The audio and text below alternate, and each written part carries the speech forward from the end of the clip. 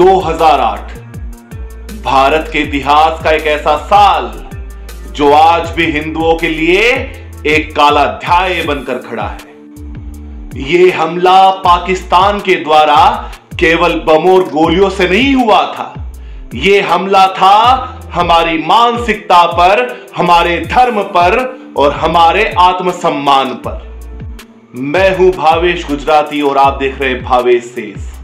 आज हम बात करेंगे उस डरावनी सच्चाई की जिसे कांग्रेस ने 2008 से लेकर 2025 तक दबाने की कोशिश की। हिंदुत्व टेरर यानी कि भगवा आतंकवाद का झूठा नैरेटिव। 2008 में भारत को सिलसिलेवार बम धमाकों से दहलाया गया। मालेगांव ब्लास्ट, समझौता एक्सप्रेस धमाका, अजमेर दरगाह ब्लास्ट, हैदराबाद की मक्का मस्जिद ब्लास्ट। हर हमले की शुरुआत में जिन आतंकियों को पकड़ा गया वे थे इस्लामिक जिहादी आतंकी, लेकिन बाद में तत्कालीन कांग्रेस सरकार ने सबको क्लीन चिट देकर साध्वी प्रज्ञा, लेफ्टिनेंट कर्नल पुरोहित, स्वामी असीमानंद और यहां तक कि राष्ट्रीय स्वयंसेवक संघ तक को दोषी ठहरा दिया।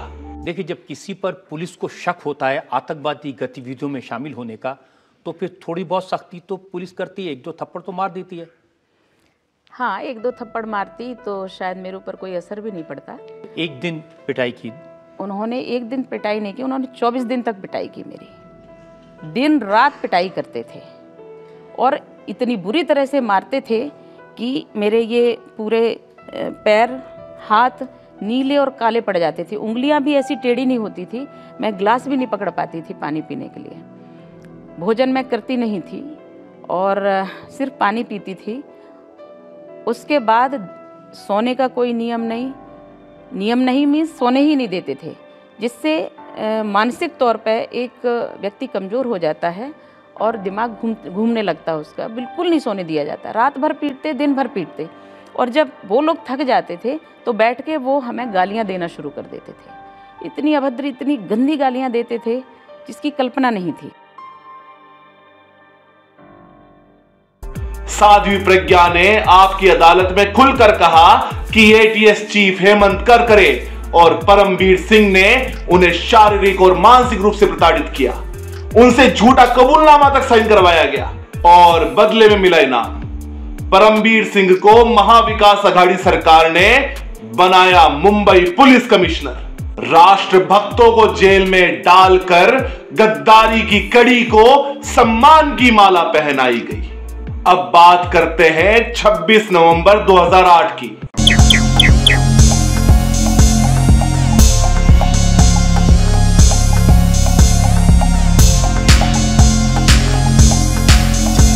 भारत के इतिहास का सबसे बड़ा आतंकी हमला। यह हमला अकेले पाकिस्तान का काम नहीं था, बल्कि एक संयुक्त ऑपरेशन था आईएसआई और भारत में बैठे गद्दारों का। हमले से पहले लश्कर-ए-तैयबा का एजेंट डेविड कोलमैन हेडली उर्फ दाऊद गिलानी रेकी करने मुंबई आया था और उसे अपने साथ लेकर मुंबई की हर एक गली में घुमाने वाला कौन था? महेश भट्ट का बेटा राहुल भट्ट उर्फ मोहम्मद भट्ट। बाप बेटे वहीं पर नहीं रुके।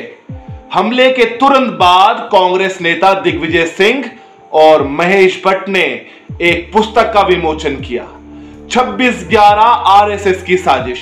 सोचिए, आतंकियों की तरफदारी और हिंदुओं पर ठीकरा। कांग्रेस का प्लान पहले से ही तय था। कुल 10 पाकिस्तानी आतंकी मारे जाने थे। उनके हाथ पर बांधे गए थे भगवा कलावे और उनके नाम रखे गए थे हिंदू छात्रों जैसे। अजमल आमिर कसाब का नाम रखा गया था समीर दिनेश चौधरी। अगर उस रात तुकाराम ओमले जी ने अपनी छाती पर गोलियां ना झेली होती और उन्होंने अपनी जान की बाजी लगाकर कसाब को जिंदा ना पकड़ा होता, तो यकीन मानिए इतिहास के हर एक पन्ने में यही लिखा मिलता कि भगवा कलावे पहने भगवा आतंकियों ने मुंबई को लहूलुहान किया था। जिस साजिश को पाकिस्तान की खुफिया एजेंसी आईएसआई ने रचा था, उसे कांग्रेस भगवा आतंकवाद का तमाशा बना देती। अब बात करते हैं सबसे खौफनाक हिस्से की। 26/11 हमले के असली इंसाइडर्स की। जब पूरी मुंबई गोलियों और बम धमाकों से कांप रही थी, joint commissioner of police crime Rakesh Maria control room में बैठे रहे, मैदान में उतरने से मना कर दिया। सूत्रों के मुताबिक वो ग्राउंड से आतंकियों को गाइड कर रहे थे, यहां तक कि पुलिस वैन का रूट भी उन्हीं ने लीक किया, जिसमें हेमंत करकरे, अशोक कामटे और विजय सालस्कर सवार थे। तीनों बड़े अफसर एक झटके में खत्म हो गए। और अब वो बात जो डिबेट्स में नहीं आती। मेरा मानना है कि हेमंत करकरे भी इसी नेटवर्क का हिस्सा थे, लेकिन जब वो खुद एक लूज एंड बन गए, जब डर था कि वो साजिश उगल देंगे, तो उन्हें भी एलिमिनेट कर दिया गया। और इस पूरे डर्टी गेम का इनाम राकेश मारिया को फरवरी 2014 में कांग्रेस सरकार ने बना दिया मुंबई पुलिस कमिश्नर।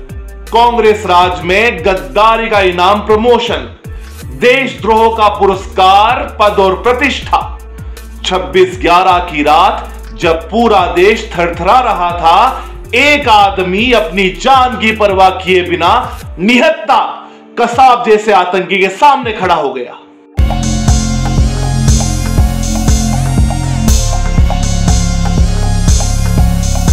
वो वीर बलिदानी थे तुकाराम ओंबले जी, जिन्होंने अकेले उस खूंखार आतंकी कसाब को पकड़कर संपूर्ण विश्व को सच का दर्पण दिखा दिया।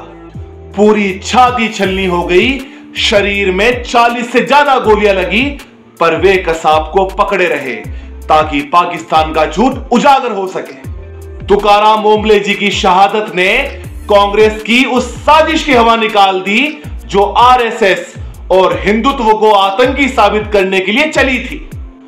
वरना आज कसाब भी समीर दिनेश चौधरी के नाम से जाना जाता और भारत माता के मस्तक पे लगा दिया जाता भगवा आतंकवाद का कलंक। कांग्रेस अपनी टूल किट पहले से ही तैयार करके बैठी थी।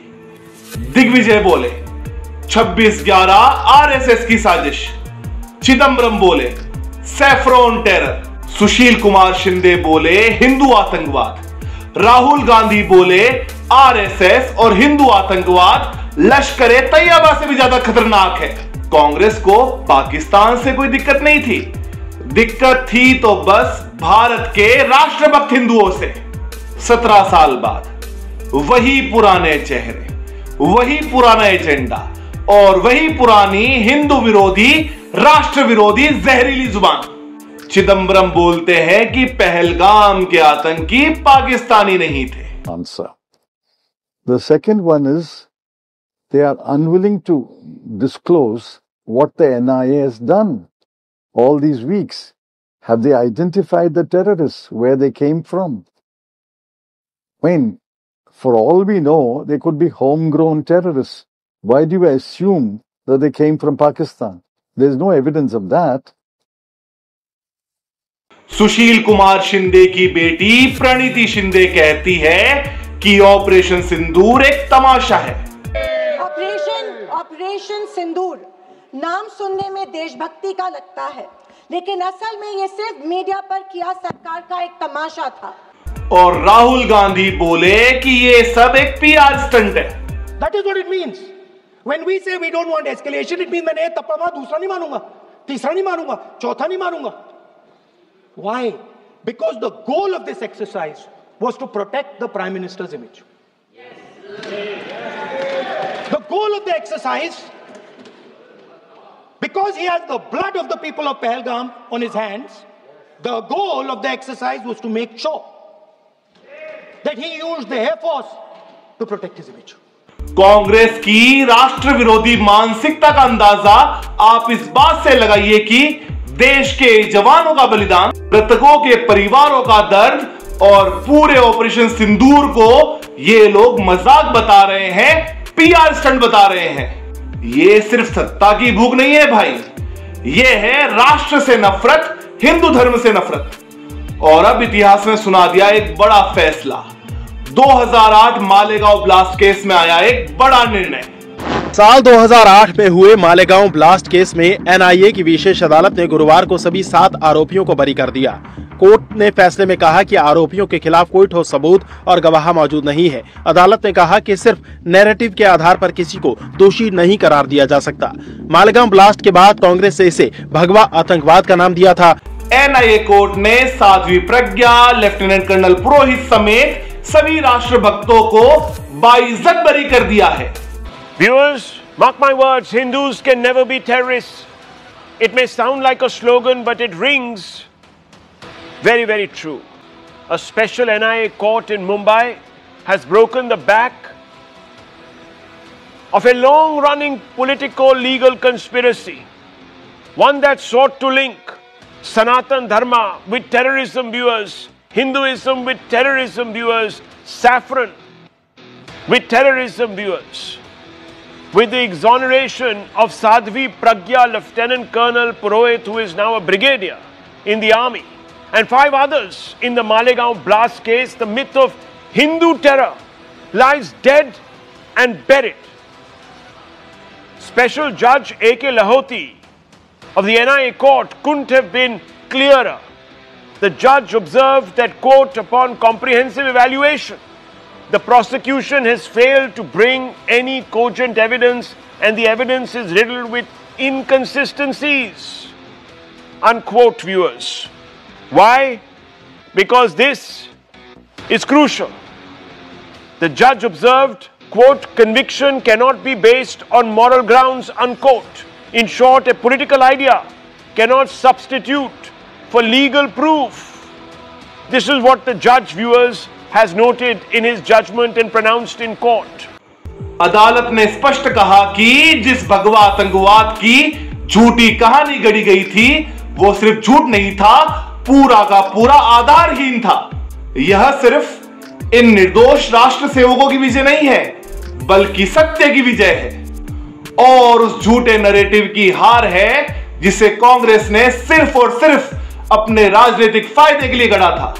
अब सवाल उठने चाहिए नेताओं पर, अफसरों पर, पत्रकारों पर, जिन्होंने भारत माता के सपूतों को आतंकवादी बताकर अपनी सत्ता की सीढ़ी बनाई। यह केवल कोर्ट का फैसला नहीं है, भारत माता के आत्मा की गूंज है जो कह रही है कि सत्य परेशान हो सकता है पर पराजित नहीं। कांग्रेस आज भी वही है। 2008 में जो झूठ बोला आज भी उसी पर कायम है। तब हिंदुओं को आतंकवादी कहा गया, आज वीरों के बलिदान को पीआर स्टंट बताकर अपमानित किया जा रहा है। भारत की न्यायपालिका ने बता दिया कि झूठ चाहे कितना भी बड़ा हो, सच अंत में सिर उठाकर खड़ा हो ही जाता है। अब फैसला आपका है। क्या आप फिर उस पार्टी को सत्ता में देखना चाहते हैं जो देशभक्तों को आतंकवादी कहती है? अगर नहीं तो इस वीडियो को हर राष्ट्रभक्त तक पहुंचाइए। भावेश सेस को सब्सक्राइब कीजिए और साथ आइए इस धर्म युद्ध में। सच्चाई को दबाया जा सकता है, मिटाया नहीं जा सकता। जय श्री राम, भारत माता की जय।